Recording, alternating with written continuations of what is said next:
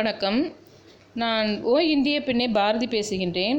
நாம் துலாம் ராசிக்கான சனிப்பெயர்ச்சியை 2020 2023 வரை என்ன நடக்கப் போகிறது என்று பார்த்தோமானால், சித்திரை 3-4 பாதங்கள், சுவாதி 1-2-3-4 பாதங்கள், விசாகம் 1-3 பாதங்கள் இதுவரை நாம் பார்ப்போமானால், ஜனவரி 24 2020 ஆரம்பித்த இந்த சனிப்பெயர்ச்சி, திருக்கணிதப்படி ஆரம்பித்த இந்த சனிப்பெயர்ச்சியானது இந்த துலாம் ராசிக்காரர்கள் எப்பொழுதுமே இந்த துலாபாரம் என்பது ஒரு நேர்மையானவர்கள் என்ற ஒரு காரணத்தை தான் எல்லாம் நினைத்து கொண்டிருக்கின்றார்கள்.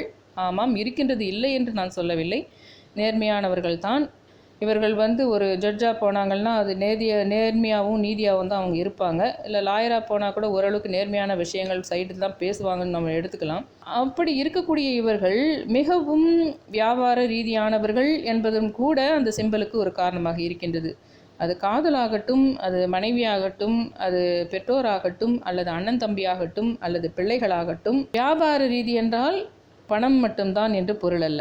தனக்கு ஒரு விஷயம் அவற்றில் கிடைக்க வேண்டும், அப்படி என்றால் நான் உனக்கு எவ்வளவு வேண்டுமானாலும், எவ்வளவு தூரம் வேண்டுமானாலும் மெனக்கெடுவேன் என்பதும் கூட வியாபார ரீதி என்றே பொருள்படும். அப்படியே தான் இவர்கள் இருப்பார்கள். அந்த உணர்வுகள் கூட ஒரு காதலியிடம் உணர்வுகள் பகிர்ந்து கொள்வதாக இருந்தாலும் சரி, அல்லது மனைவியிடம் கூட பகிர்ந்து கொள்வதாக இருந்தாலும் கூட, சில விஷயங்கள் தனக்கு கிடைக்க வேண்டும் என்று முடிவு செய்திருப்பார்கள். அது கிடைத்தால்தான் இவர்கள்கிட்ட இருந்து அவங்களுக்கு கிட்ட போய் சேர வேண்டிய விஷயங்கள் சேரும். அதுதான் வியாபார ரீதி. உணர்வு ரீதியாகவும் அது இருக்கின்றன என்றது ஒரு விஷயம். மற்றபடி இவர்கள் நீதிமான்கள், நேர்மையானவர்கள், நல்லா 4 பேருக்கு உதவக்கூடியவர்கள், எல்லா விஷயமும் இருக்கின்றது. காலபுருஷ தத்துவத்தின் 7ஆம் ராசியான துலாம் ராசிக்கு 4க்கும் 5க்கும் ஆதிபத்தியம் வகிக்கும் இந்த சனி பகவான் உங்கள் ராசியில் இதுவரை 3ஆம் இடமான தனுசுவிலிருந்து 4ஆம் இடமாகிய மகரத்துக்கு இடம்பெயர்கின்றார். 3ஆம் இடத்து சனியால் உங்களுக்கு மிகுந்த நன்மைகளை கொடுத்தார் என்று சொல்லலாம். ஆனால் தாய் வழி உறவுகளோ, அல்லது தாயின் உடல்நிலையோ, அல்லது தாய்க்கும் உங்களுக்கும் இருந்த சில அன்பில் சில மாற்றங்களோ ஏற்பட்டிருக்கலாம் கடந்த வருடங்களில். இந்த 4இல் சனி என்பது ஒரு அர்த்தாஷ்டம சனி ஆகும். ஆனால் துலாமுக்கு 4ஆம் இடத்து சனி என்பது யோகாதிபதியாக ஒரு நல்ல விஷயமாக இருக்கின்றது.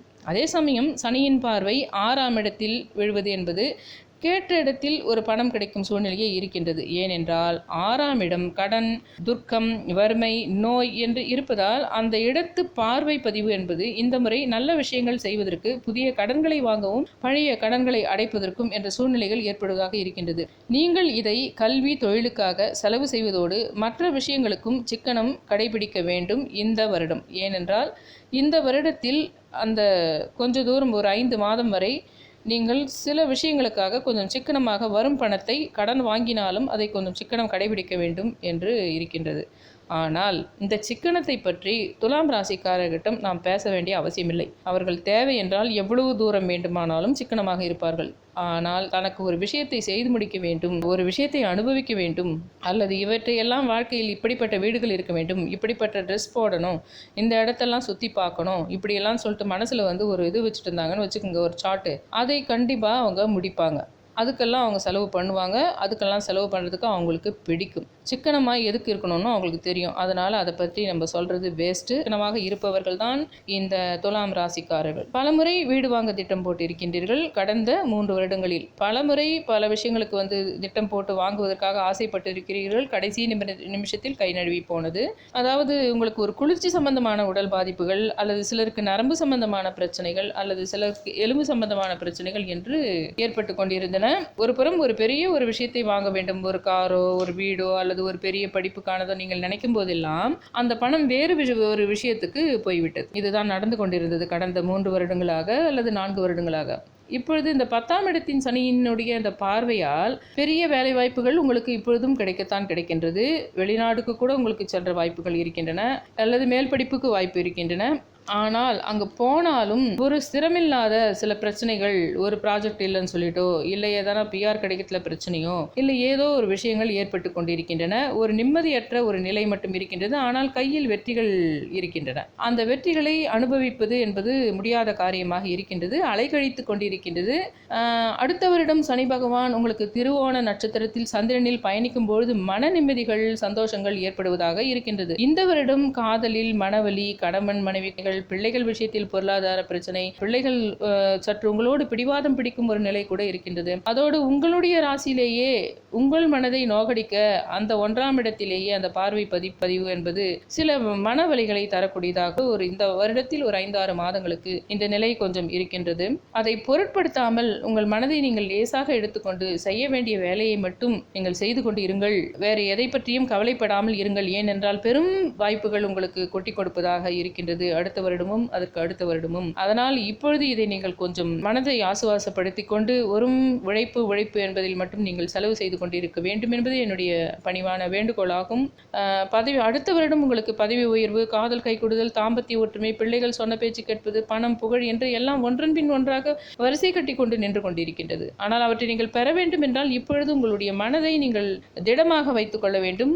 இந்த சூரியனுடைய சஞ்சாரத்தில் இந்த சனியினுடைய அந்த பயணமானது இந்த உத்திராட நட்சத்திரத்தினுடைய இந்த சஞ்சாரத்தில் 11 மே 2020 பயணிக்கும். கொஞ்சம் நீங்கள் அதுவரை 11 மே 2020 வரை நீங்கள் கொஞ்சம் ஜாக்கிரதையாக இருக்க வேண்டும். 11 மே 2020க்கு மேல் உத்திராட நட்சத்திரத்தில் ரிவர்ஸ்ல வரப்போகுது. 11 மே 2020க்கு மேல உத்திராட நட்சத்திரத்துல இருந்து ரிவர்ஸ்ல உங்களுக்கு வக்ரகதியாக வரும்பொழுது உங்களுக்கு அந்த சூரியனின் சஞ்சாரத்தில் பாதகஸ்தானம் ரிவர்ஸ்ல வரும்போது அது ஒரு விபரீத ராஜயோகமாக இருக்கும். ஒரு 5 மாதங்களுக்கு ஜனவரியிலிருந்து ஒரு 5 மாதத்துக்கு உங்களுக்கு இருந்த கஷ்டங்கள் அதுக்கப்புறமாக உங்களுக்கு அதெல்லாம் மறைந்துவிடும். வெகு நாளாக நீங்கள் எதிர்பார்க்கும் ஒரு விஷயம் அந்த மே மாதத்தில் இருந்து ஒரு செப்டம்பருக்குள் நடக்கும். உத்தியோக உயர்வோ அல்லது சம்பள உயர்வோ நடப்பதாக இருக்கின்றது.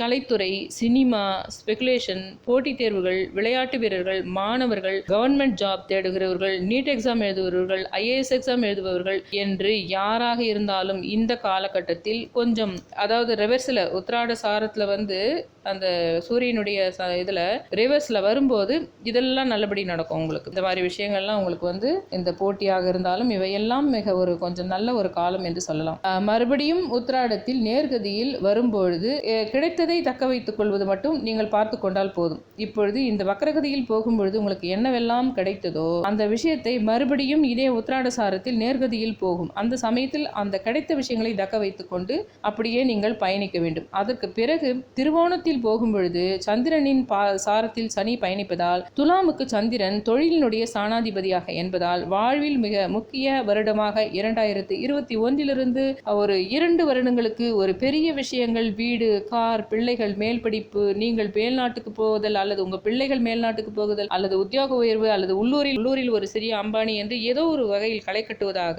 இந்த 2021 உங்களுக்கு அமைவதாக இருக்கின்றது. அதே சமயம் சந்திரன் ஒரு மனதோடு தொடர்புடையது என்பதால் இந்த திருவோணத்தில் சஞ்சரிக்கும் பொழுது காதல், தாம்பத்தியம் என்ற சந்தோஷங்களும் உங்களுக்கு கொட்டி கொடுப்பதாக இருக்கின்றது.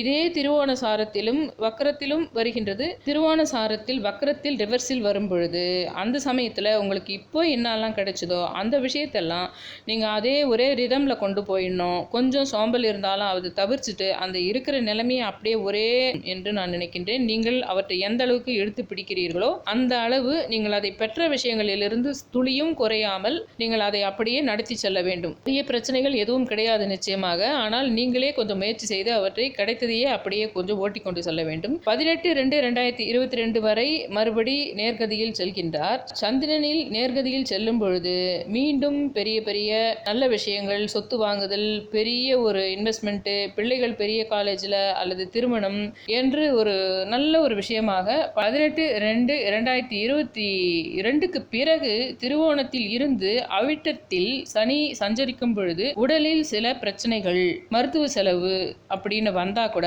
திருவோணத்தில் இருந்து அவிட்டத்தில் சனி சஞ்சரிக்கும் பொழுது உடலில் சில பிரச்சனைகள் இருந்தாலும் மருத்துவ செலவுகள் சில இருந்தாலும் அதை மெடிக்ளைம் பார்த்துக் கொள்வதாகவோ அல்லது கையில் உள்ள பணம் அதை சரி செய்து கொள்வதாகவோ இருக்கும். அதாவது நம்பிக்கை பலம் மட்டும் விடாமல் செவ்வாய்க்குரிய அந்த கடவுள்களை முருகன், துர்க்கை, ராகுகாலம் என்று பைரவரை ராகுகாலத்தில் என்று வணங்க வேண்டிய நேரம் இந்த 18/2/2022 நீங்கள் ஒரு 2-3 மாதங்களுக்கு கடவுளை நினைத்து கொஞ்சம் உங்களுக்கு சாதகமாக அந்த காலங்களை மாற்றிக்கொள்ள வேண்டியது உங்களுடைய பொறுப்பாகும்.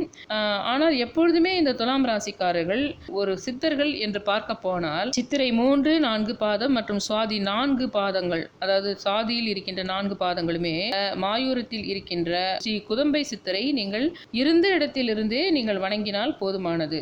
அவற்றை நீங்கள் வரும் ஓம் என்ற ஆரம்பத்தில் சொல்லி கடைசியில் நமக என்று சொன்னால் கூட போதும்.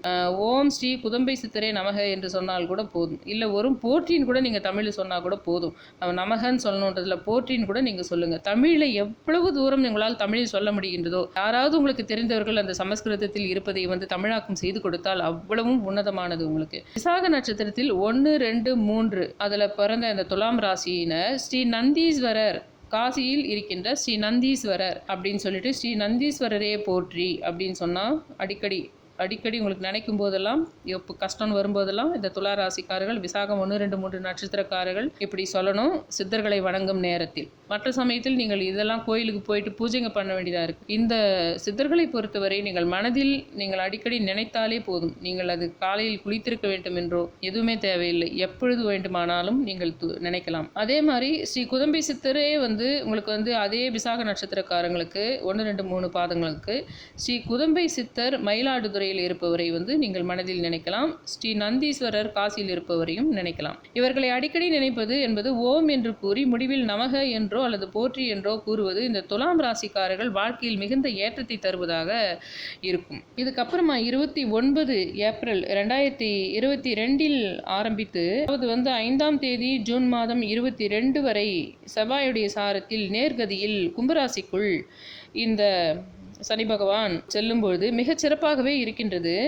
உங்களுக்கும் சரி, உங்கள் பிள்ளைகள் காலமாக இருந்தாலும் சரி, எந்த பயமும் தேவையில்லை. எல்லா விஷயமுமே மிக சாதகமாக நல்லபடியே இருக்கின்றது. அதுக்கப்புறமா 5 ஜூன் மாதம் 22க்கு பிறகு கும்பத்தில் வக்கரமாகி செவ்வாயினுடைய சாரத்தில் அதே கும்பத்திலேயே ரிவர்ஸில் வரப்போகிறாரு. அப்புறமா 12/7/2022 வரையும் கூட மிக நல்ல பலன்களே உங்களுக்கு இருப்பதாக இருக்கின்றது. 12/7/2022 வரை உங்களுக்கு மிக மிக நல்ல பலன்களே இருக்கின்றது. நீங்கள் விரும்பிய விஷயங்களை நடப்பதாக இருக்கின்றது. 5ஆம் இடத்து சனி வக்ரம் என்பது உங்களை மேலும் மேலும் தூக்கி நிறுத்துகின்றது. நீங்கள் எந்த துறையில் இருந்தாலும் மேலும் மேலும் தூக்கி கொடுப்பதாக இருக்கின்றது. அதற்கு பிறகு இந்த மகரத்துக்குள் வந்துவிடுகின்றார் சனி பகவான்.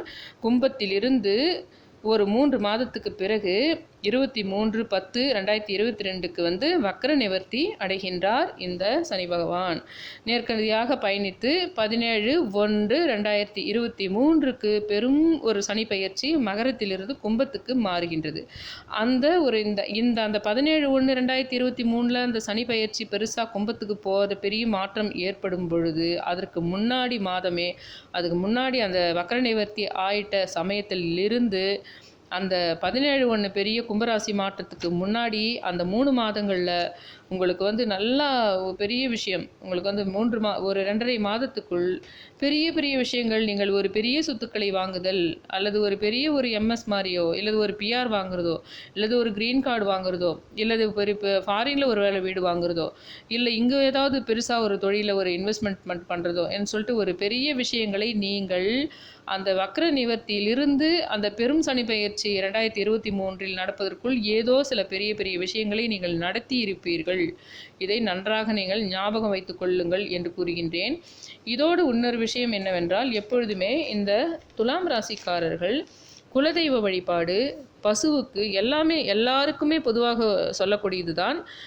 இந்த ராசியின் முடிவில் ஏற்கனவே நாங்கள் சித்தர்களை பற்றி உங்களுக்கு சொன்னதோடு, துலாம் ராசிக்கென்று இருந்த சித்தர்களை சொல்வதோடு அல்லாமல் குலதெய்வ வழிபாடு, பசுவுக்கு, நாய்க்கு, காக்கைக்கு என்று உணவளித்தல், ஏழைகளுக்கு ஒரு ஆடை தானம், உணவு தானம் அளித்தல், எல்லா வேலையுமே நீங்கள் எந்த வேலையை செய்தாலுமே இறைவனுடைய நம்பிக்கையுடன் நீங்கள் தொடங்க வேண்டும் என்றும், இறை நம்பிக்கையோடு நீங்கள் தினமும் இருந்தால் யாரும் அவற்றால் இறை நம்பிக்கையோடு நீங்கள் தினமும் உள்ளவர்கள் யாராக இருப்பினும் அவர்கள் எக்காலத்திலும் தோற்று போவதில்லை, இதுவே நிச்சயம், எந்த பயமும் தேவையில்லை. இறை நம்பிக்கையோடு நீங்கள் இருந்தால் எந்த கிரகங்களும் எந்த நிலையில் இருந்தாலும் கூட பெரும் ஆபத்துக்களில் இருந்து காப்பாற்றி விடுகிறது என்பதே பெரும் உண்மையாகும் என்று கூறி இவற்றை நான் முடித்துக் கொள்கிறேன். தேங்க்யூ ஃபார் வாட்சிங் மை வீடியோஸ். சப்ஸ்கிரைப் பண்ணுங்கள், கமெண்ட் பண்ணுங்கள், ஷேர் பண்ணுங்கள், லைக் பண்ணுங்கள்.